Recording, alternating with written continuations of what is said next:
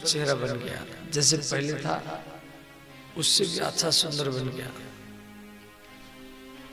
ब्रह्मा जी बोले बेटा ब्रह्मा को, हिरण्यकशिपु ने तो पहले कहा मुझे अमर वर चाहिए, मैं मरूंगा नहीं, ऐसा वरदान चाहिए। ब्रह्मा जी बोले नहीं नहीं, ये वरदान हम दे नहीं पाएंगे, इसको तो भगवान महादेव ही देंगे या भगवान विष्णु देंगे। हमारी ये पावर नहीं है जो हम किसी व्यक्ति को अमर बना दें। अब हिरण्यकशिपु ने क्या किया, बुद्धि से काम लिया। न मैं दिन में मरूंगा, न रात में, ना ऊपर ना नीचे, ना अंदर ना बाहर, न मनुष्य द्वारा न पशु द्वारा। अंत में ब्रह्मा जी तथास्तु करते रहे। ब्रह्मा जी अंतर्ध्यान हो गए। हिरण्यकशिपु वरदान प्राप्त करके अपने घर में आया, देखा पत्नी बच्चा कोई नहीं है। तो हिरण्यकशिपु अपनी पत्नी और पुत्र का खोज किया, तो नारद जी के आश्रम से इनको मिला। तो हिरण्यकशिपु अपने पुत्र प्रहलाद को बहुत मानता था। तो दैत्यराज हिरण्यकशिपु अपने पुत्र प्रहलाद को गुरुकुल में भेजा, शुक्राचार्य जी के गुरुकुल में। तो शुक्राचार्य जी के दो पुत्र हैं, संड और अमरक। ये प्रहलाद को पढ़ाया। कई महीने के बाद वे घर में आए।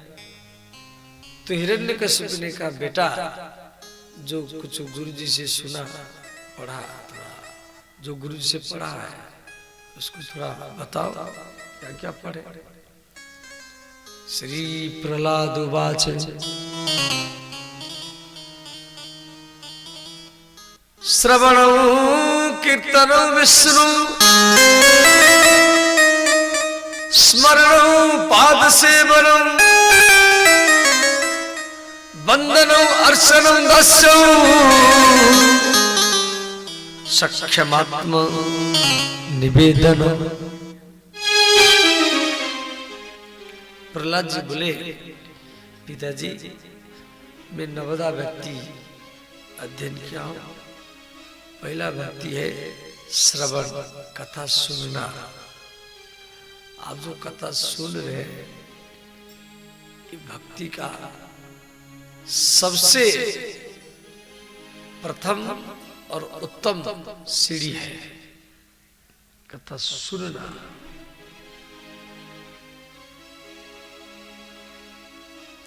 यदि आप घर में होते तो सोते, घर में होते तो सोते। अब राम जन्मभूमि में आप दर्शन करके आए, सो तो ऐसे ही थके होंगे, घूमे फिरे। तो दिन भरी बदल में चले हैं। तो घर में होते तो सोते, और यहाँ आप है तो नित्य को छोड़ करके कथा आप श्रवण कर रहे हैं। तो जिसकी आप कथा सुनते हैं, सुनते सुनते सुनते सुनते आपका मन, आपका बुद्धि, आपका विवेक वो कथा के प्रसंग में डूब जाता है। जब डूब जाता है तो आपका मन जिसकी कथा श्रवण कर रहे हैं उसी में मन लीन हो जाता है। ऐसे आज बारिश हुआ है, जमीन भी भीगा हुआ है,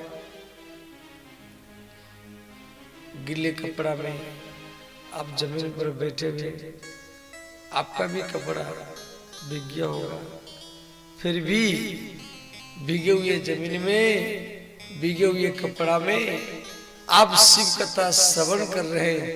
यही सबसे बड़ा ही भक्ति है। मैं जब कमरा से निकल रहा था,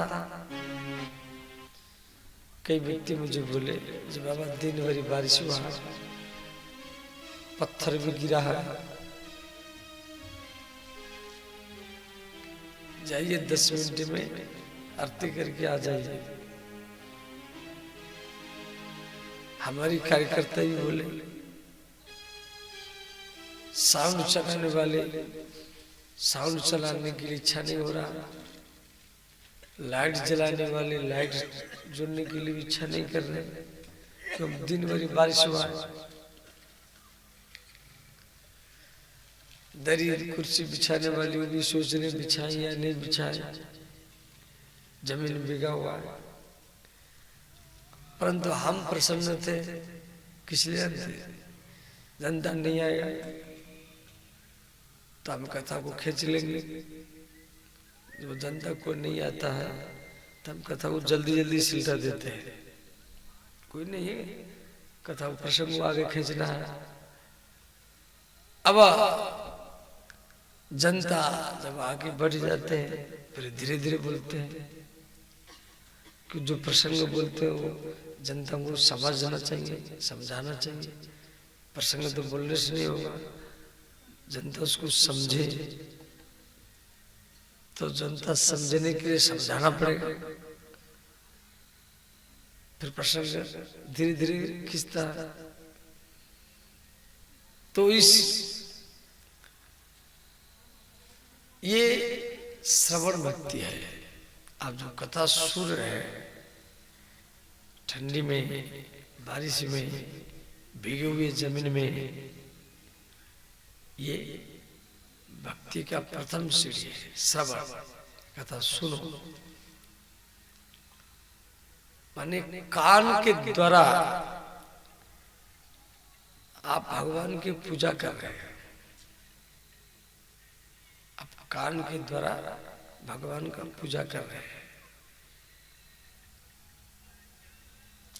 जिसकी कथा सुनेंगे, जिसकी लीला देखेंगे, वही आपको याद आएगा। आप भले यहाँ 2-3 घंटा 4 घंटा सुनते हैं, परंतु घर को जाएंगे तो भी आपका मन ये मंच में रहेगा।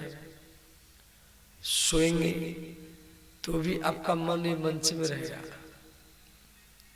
सुबह जागेंगे, ट्रैक्टर चलाएंगे, खेत में जाएंगे, बाजार में जाएंगे, दुकान में जाएंगे, फिर भी आपका मन ये मंच में रहेगा।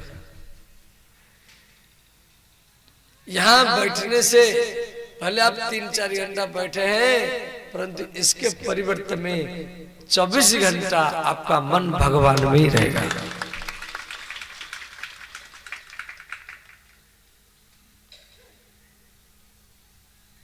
और आपके मन को भगवान में लगाने के लिए ये कार्यक्रम रखा गया। अरे वही आपका सच्चा संपत्ति है। तो श्रवण, दूसरा भक्ति कीर्तन। कीर्तन क्या है? जैसे मैं बोल रहा हूं,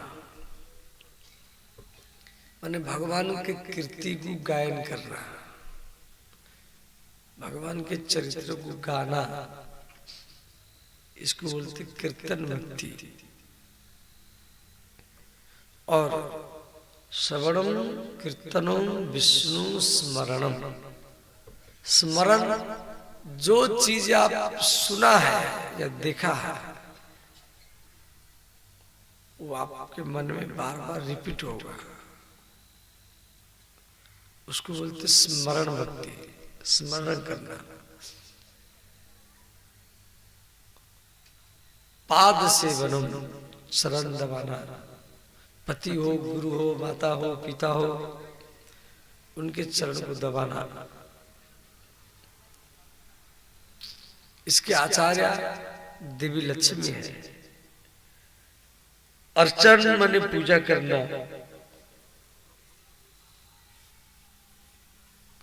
बंदन माने स्तुति पाठ करना।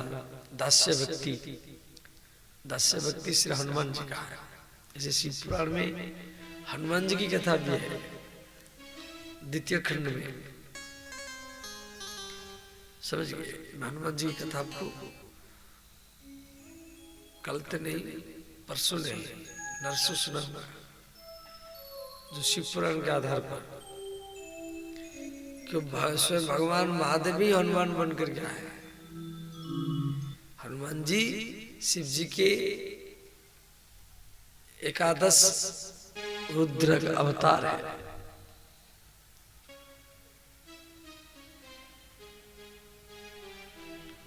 हनुमान चालीसा में दिया गया है,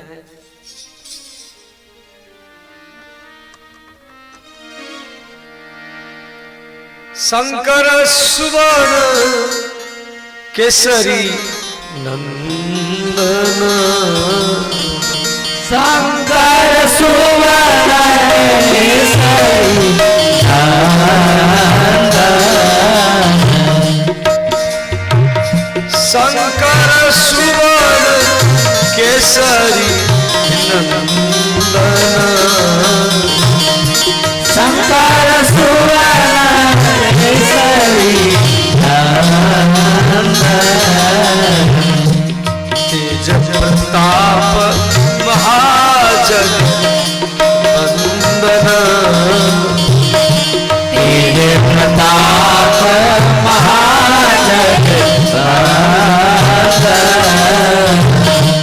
जय जय जय हनुमान गोसाई, जय जय जय हनुमान गोसाई,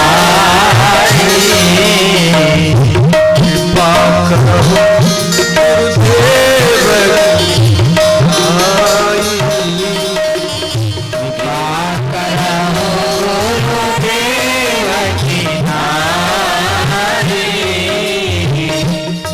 सब गाइए दो हाथ उठा कर गाइए।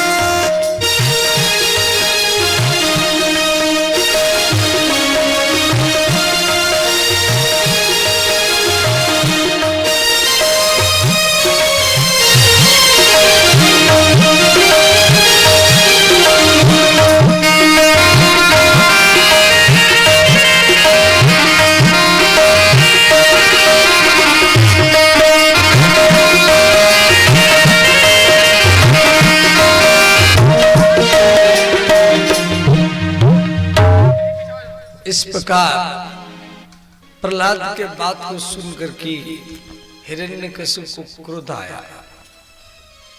हिरण्यकशिपु राक्षस को बुलाया और कहा इसको मार करके लाओ।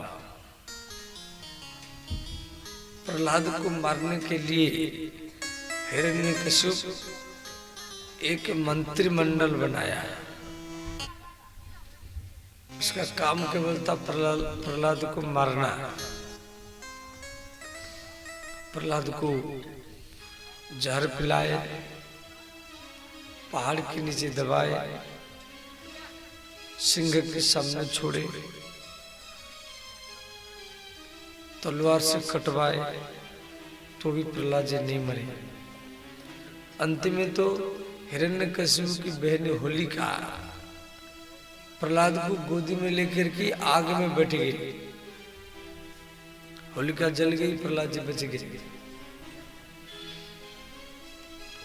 तो हिरण्यकशिपु बड़ा चिंतित है, ये बालक मरता नहीं है। हिरण्यकशिपु ने कहा, प्रहलाद मैं तुझे पानी में डुबाया, पहाड़ के ऊपर से फेंका, तलवार से कटवाया, जहर पिलाया, आग में जलाया, तू मरता नहीं क्यों? क्या कारण है, तो क्यों नहीं मरता? प्रहलाद जी बोले, पिताजी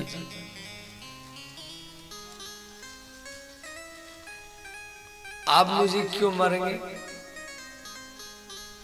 हिरण्यकशिपु ने कहा मैं तो ही आपको मरवाता हूं, तलवार से कटवाया हूं, आग में जलाया हूं, सिंह के सामने छोड़ा हूं, मैं ही तुझे मरवाता हूं, परंतु तू मरता नहीं क्यों? क्या कारण है? ध्यान देना। प्रहलाद जी बोले पिताजी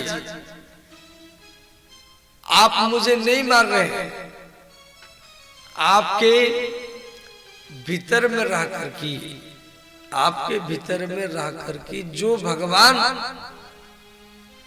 मुझे मारते हैं वही भगवान मेरे भीतर में रह करके मुझे बचाते हैं। मारने वाला भगवान, बचाने वाला भगवान, वो तो हर जगह में, वो तो हर जगह में, आप में है, मुझ में है, हर खम्मा में है, सर्वत्र है। हिरण्यकशिपु ने कहा मूर्ख, तू मुझे छोड़ करके किसी दूसरे को भगवान मानता है। यस्त्वा मंदभाग्यो मदन्यो जगदीश्वरः यदि स सर्वत्र कस्मात् स्तंभे न दृश्यते। यदि स सर्वत्र, यदि तेरा भगवान सर्वत्र है, हर जगह में है, एक खम्मा में क्यों नहीं दिखाई दे रहा? प्रहलाद जी बोले दिखाई तो दे रहा। हिरण्यकशिपु ने क्या किया? वो खम्मा में गदा प्रहार किया, खम्मा चूर चूर हो गया और खम्मा से श्री नरसिंह भगवान ही प्रकट हो गए। बोले श्री नरसिंह भगवान की जय। तो जैसे बिल्ली चूहा को पकड़ता है, ऐसे ही नरसिंह भगवान हिरण्यकशिपु को पकड़ लिए, अपनी जांग में लिटा दिए। हिरण्यकशिपु ने कहा मुझे वरदान है, मैं नहीं मरूंगा।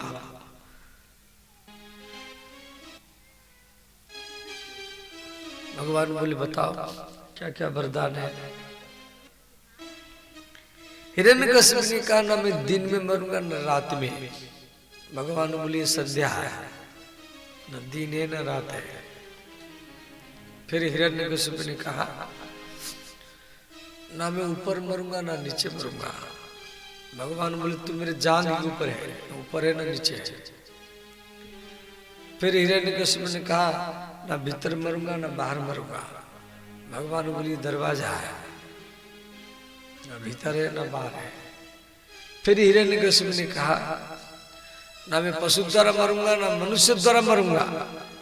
भगवान बोले देखो हमारा जो मस्तक है वो सिंह जैसा है और शरीर नर जैसा है, नर मन मनुष्य, आधा पशु है आधा मनुष्य है, ऐसा रूप कभी देखा? फिर हिरण्यकशिपु ने कहा मैं 12 महीना में नहीं मरूंगा। भगवान बोले देखो ये अधिक मास है, ये पुरुषोत्तम मास है, मल मास है, खर मास है, ये 12 महीने से अलग है।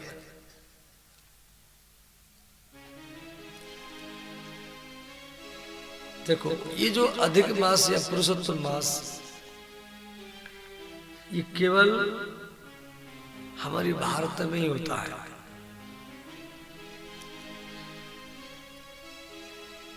कभी कभी 3 साल के बाद हमारी हिंदी में कभी डबल आषाढ़, डबल आश्विन मास जैसे पड़ा था, डबल जेठ, परंतु इंग्लिश में डबल महीना नहीं होता है। ये सुविधा केवल भारत में रहने वालों को उपलब्ध है। तो अंत में भगवान अपना नख दिखाए और नख को हिरण्यकशिपु के पेट में घुसा करके सारा अंत नाड़ी को फाड़ दिए, उसके राम नाम सत्य हो गया।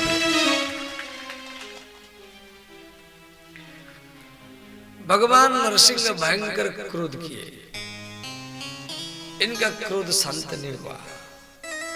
तो स्त्री क्रोध करती है तो पति समझाता है, पति क्रोध करता है तो स्त्री समझाती है, पड़ोसी वाला क्रोध करता है तो पड़ोसी वाला समझाता है। और भगवान नरसिंह क्रोध में उनका क्रोध शांत नहीं हुआ। साक्षात श्री प्रेषिता, लक्ष्मी को भेजा गया, नरसिंह भगवान के क्रोध शांत हो नहीं रहा। लक्ष्मी को देख कर भगवान भयंकर गर्जन किए, लक्ष्मी भाई तो मेरे भाग गई। अंत में देवता लोग महादेव जी के शरण में आए। तो भगवान महादेव एक विशाल रूप बनाए, नरसिंह भगवान के क्रोध को शांत करने के लिए। शिव जी को आना पड़ा। ये प्रसंग शिव पुराण में दिया गया है, ऐसे भागवत में भी है, परंतु उससे थोड़ा ज्यादा शिव पुराण में दिया गया है। तो भगवान नरसिंह प्रहलाद को बोले, प्रहलाद तेरे मन में जो इच्छा है मांग लो। प्रहलाद ने कहा, मेरे अंदर में मांगने की इच्छा न हो, मेरे मन में मांगने की इच्छा पैदा न हो, यही मेरी इच्छा है।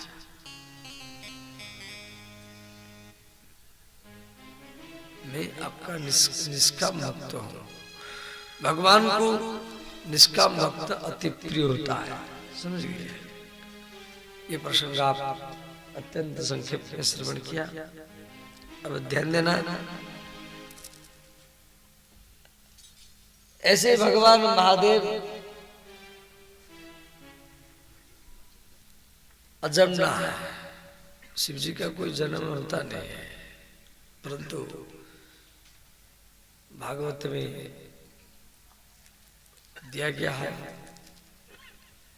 कि श्री नारायण भगवान के नाभि से ब्रह्मा का जन्म हुआ है और ब्रह्मा जी के नाक से शिव जी का जन्म हुआ है।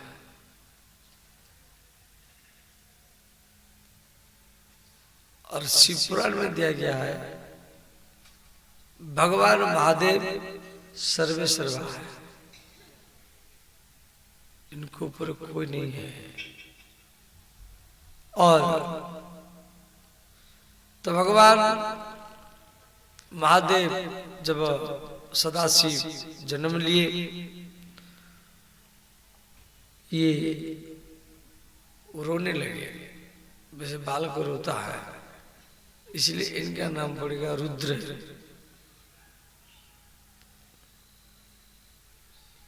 और साधारणतः हर बच्चा रोता है जन्म लेने के बाद। तो श्री भगवान महादेव की और भी कथा है। तो श्री महादेव जी कभी बाल्य लीला भी किए हैं, कई कई पुराण में इनकी बाल्य लीला की कथा भी दिया गया है। तो मूल रूप में भगवान शिव अजन्मा है, ओंकार है, और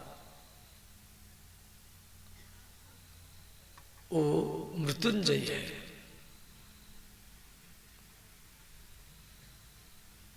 जैसे भगवान विष्णु का अवतार होता है, बार बार उतरते हैं, ऐसे शिव जी का कई अवतार हैं। श्री भगवान विष्णु का जैसे अवतार है, राम है, कृष्ण है, कलिके है, वराह है, वामन है, नरसिंह है, कपिल भगवान, ये सब विष्णु का अवतार है। ऐसे भगवान महादेव ये महाभारत में ये द्रोणाचार्य के पुत्र अश्वत्थामा के रूप में भी आए हैं, इनकी कथा शिव पुराण में दिया गया है।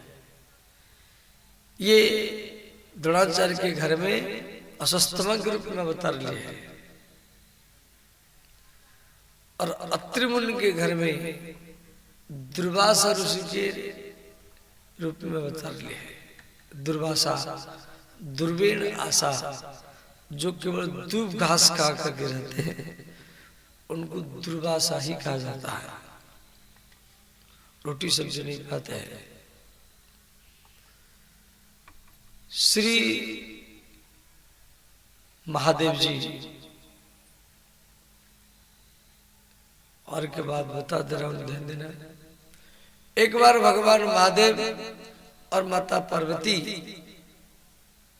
कैलाश में रास कर रहे थे, तो माता पार्वती ने कहा, नाथ हम जो रास कर रहे हैं इसका आनंद पृथ्वी के लोगों को मिलना चाहिए।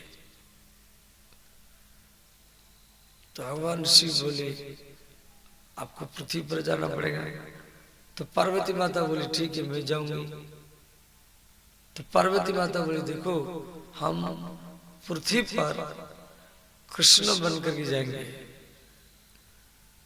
तो भगवान शिव बोले, यदि आप कृष्ण बनेंगे तो हम राधा बन करके भी जाएंगे।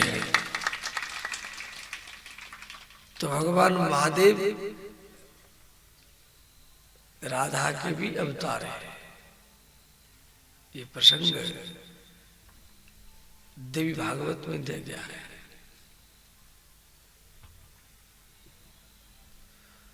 तो राधा कृष्ण हो वही शिव पार्वती है, वही राधा कृष्ण वही सीताराम है। इनमें कभी भी भेदभाव रखना नहीं चाहिए, ये सब एक है। श्री दधिच मुनि जिनकी हड्डी से इंद्र ने वज्र बनाया था, वो दधिच मुनि भी महादेव का अवतार है। श्री पिप्पलाद मुनि जो पीपर के पेड़ के नीचे रहते थे, पीपर के पेड़ के नीचे ये हरदम भजन करते थे, कभी पीपर के पेड़ के ऊपर रहते थे, इसलिए इनका नाम पड़ा पिप्पलाद मुनि।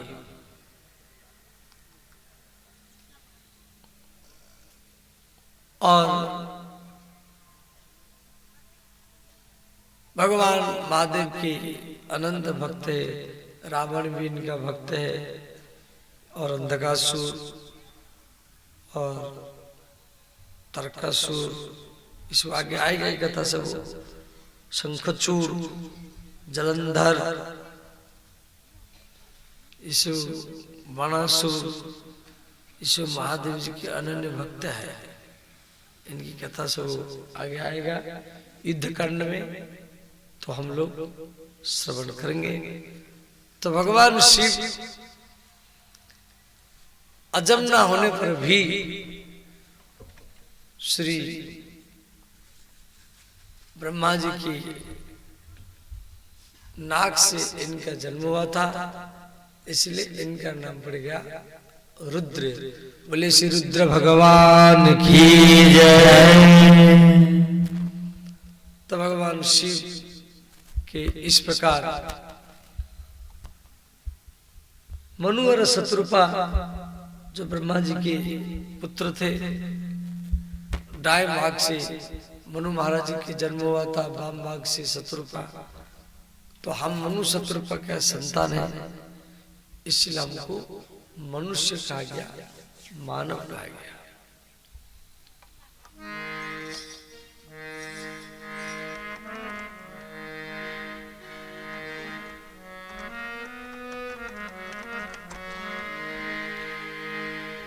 ओम मंगलम गुरुपाद मंगलम, ओम मंगलम गुरुपाद मंगलम, मंगलम शिवपाद मंगलम,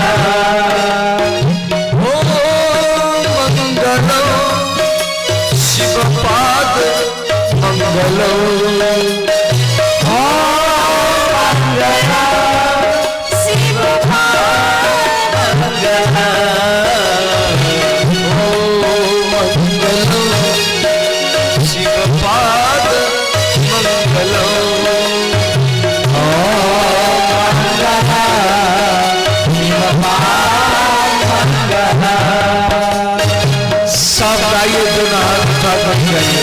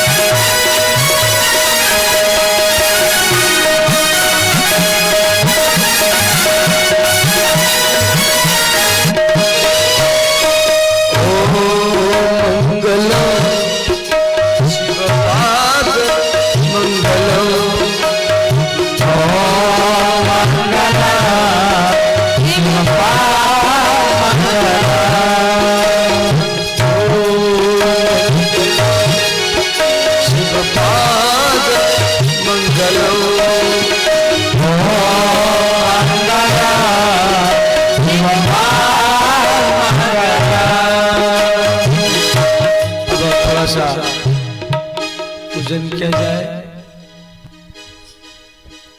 जजमान परिवार सभी कोई, जितने भी मुख्य जजमान वरिष्ठ कार्यकर्तागण सभी को मंच पर आ जाए और पहले शंकर भगवान जी का पूजन करेंगे। जितने भी मुख्य जजमान हैं और वरिष्ठ कार्यकर्तागण सभी को आ जाए मंच पर।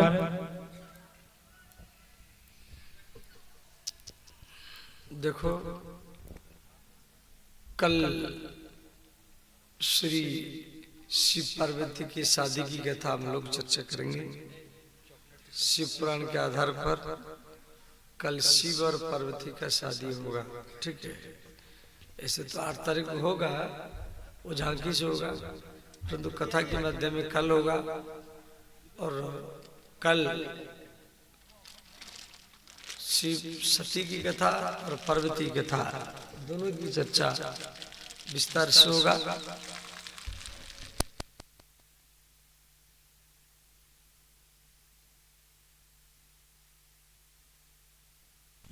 जल्दी जल्दी आइए।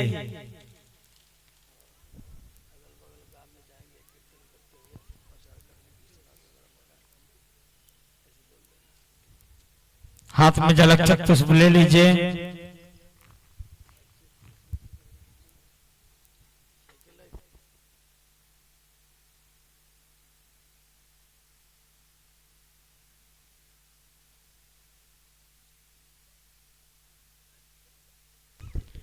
द्यो शांतिरंतर्जगम शांति पृथ्वी शांतिरापः शांतिरोषधयः शांति वनस्पतयः शांतिर्विश्वे देवाः शांति ब्रह्म शांति सर्वगम शांतिरेव शांति सामा शांतिरेधि यतः शमीह शीततो न अभयं कुरु शन्नः कुरु प्रजाभ्यो वयन्नः पशुभ्यः सर्वारिष्टः सुशांतिर्भवतु।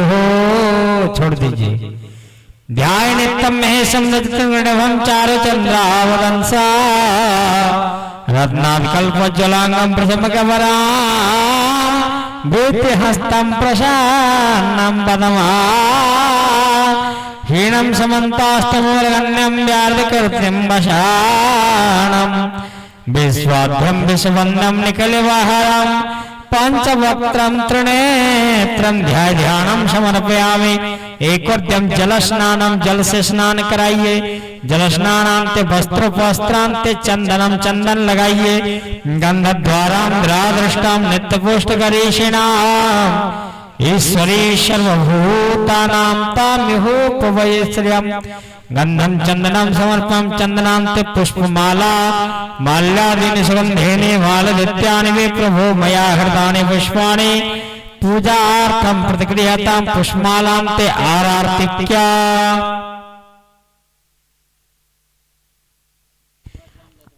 आरार्तिक्यं चंद्रमा मनसो जातश्च सूर्यो अजायतः श्रोत्रार्धांश प्राणस्य मुखा दग्निर्जायतः आरार्तिक्यं जलं समर्पयामि।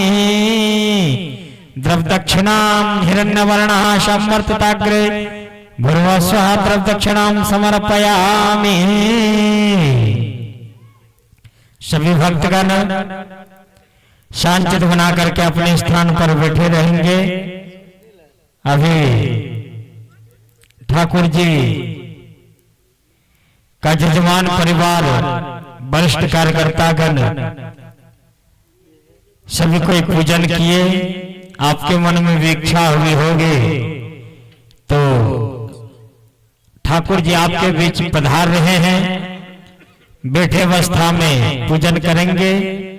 मनोज बाबा ठाकुर जी को लेकर के आपके बीच विपिन जी जा रहे हैं। विपिन दास जी ठाकुर जी लेकर के आपके बीच और बैठे अवस्था में ठाकुर जी का पूजन करेंगे। कल का विशेष कार्यक्रम अब यहाँ पे अनंत सामग्री लुटाया भी जाएगा। सबको शांतित बना करके अपने स्थान पर बैठे रहेंगे। और विशेष सूचना, कल से मंदिर में यहाँ पे शिक्षा दीक्षा का कार्यक्रम होगा। जो भी व्यक्ति को किसी भी प्रकार की समस्या का समाधान करना हो या दीक्षा प्राप्त करना हो या शिक्षा प्राप्त करना हो, किसी भी मंत्र के, चाहे राम मंत्र हो या शिव मंत्र हो या शक्ति मंत्र हो या सरस्वती मंत्र हो, किसी भी मंत्र की आप दीक्षा लेना चाहते हैं, वो 7 बजे से लेकर के 10 बजे तक